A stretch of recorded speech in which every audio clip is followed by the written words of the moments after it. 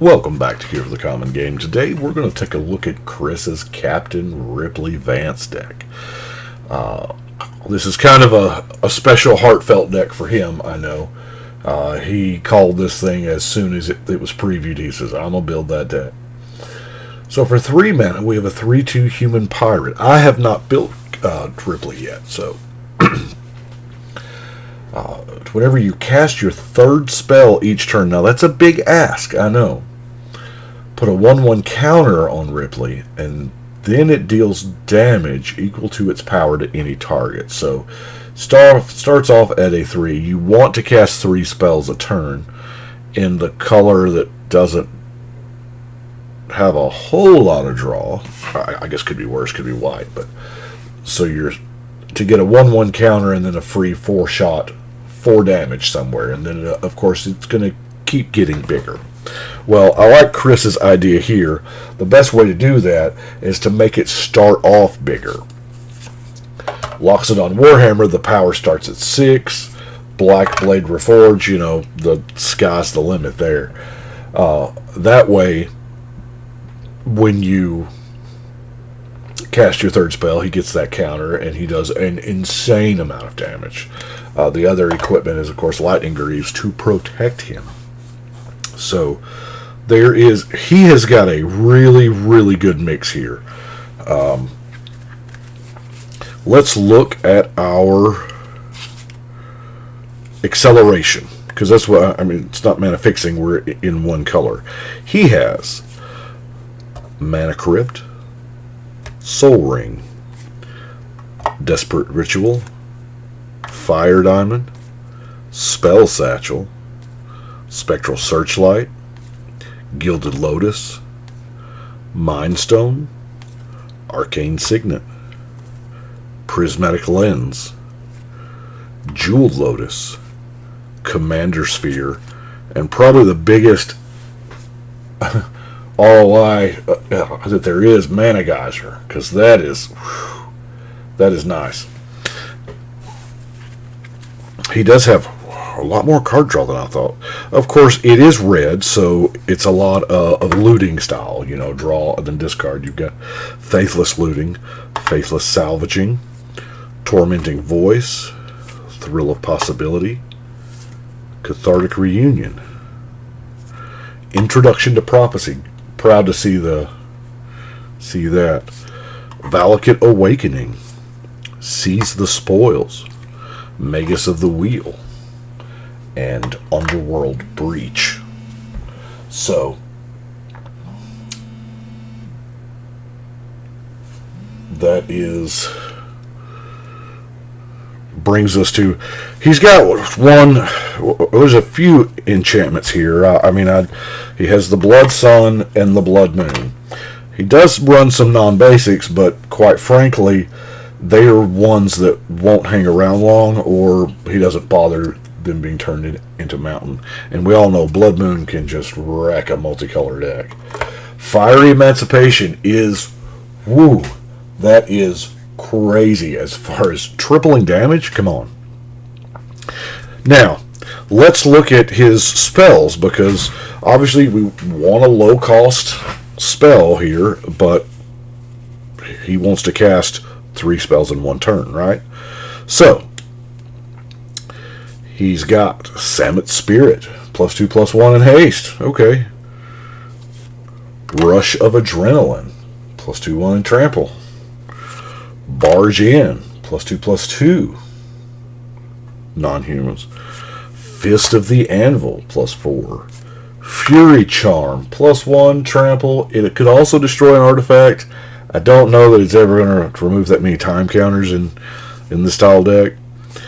Titan Strength, Brute Force, Inordinate Rage,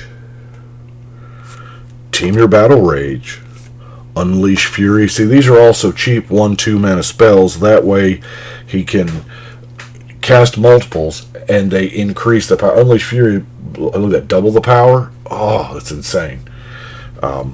I can see this getting up to where it just absolutely... Borrowed Hostility, Sudden Breakthrough, Infuriate, Chris, what is this?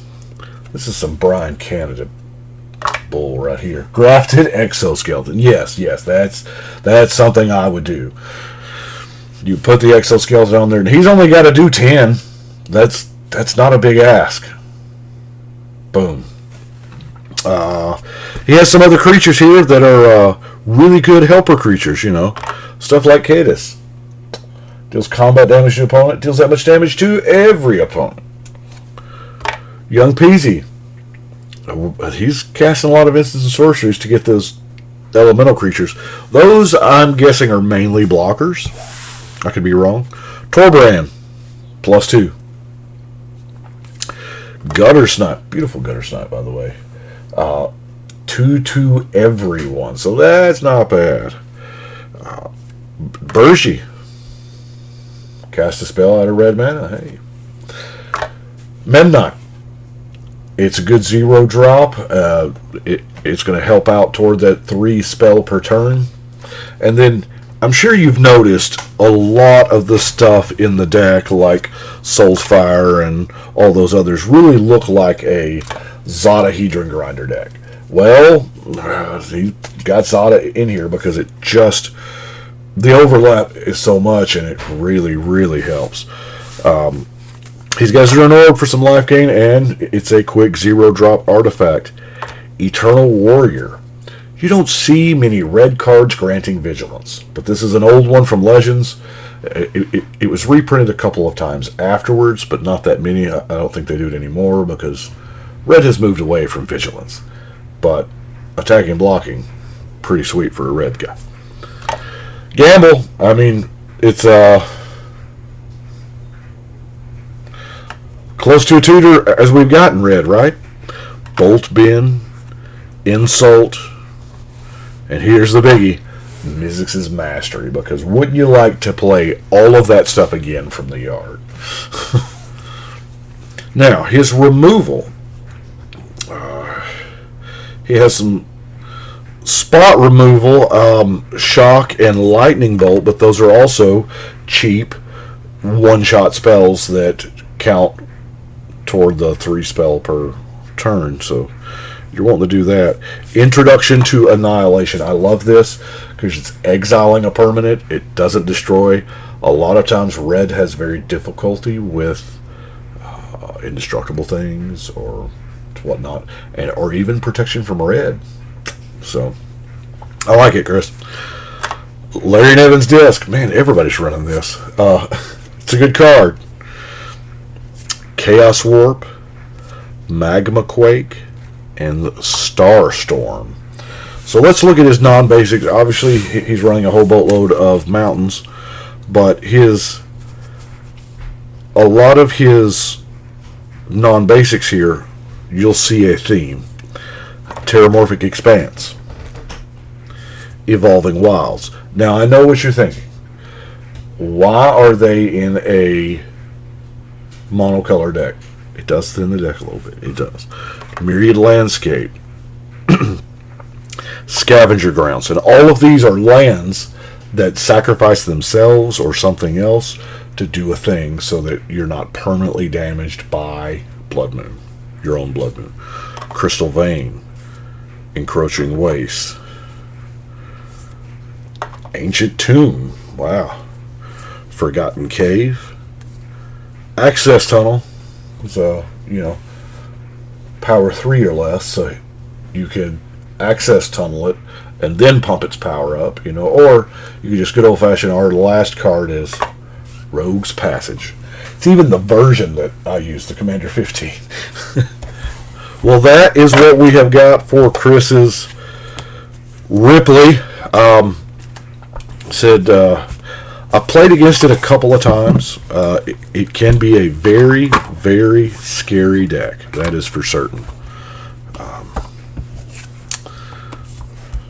I was afraid I'm going to catch these when I... There we go. That's what we've got for today. I do appreciate it. Y'all let me know what you think. And it's Ripley time. So we will see y'all tomorrow. And... don't miss it. Once again, thank you. Thank you very much. We'll see you next time.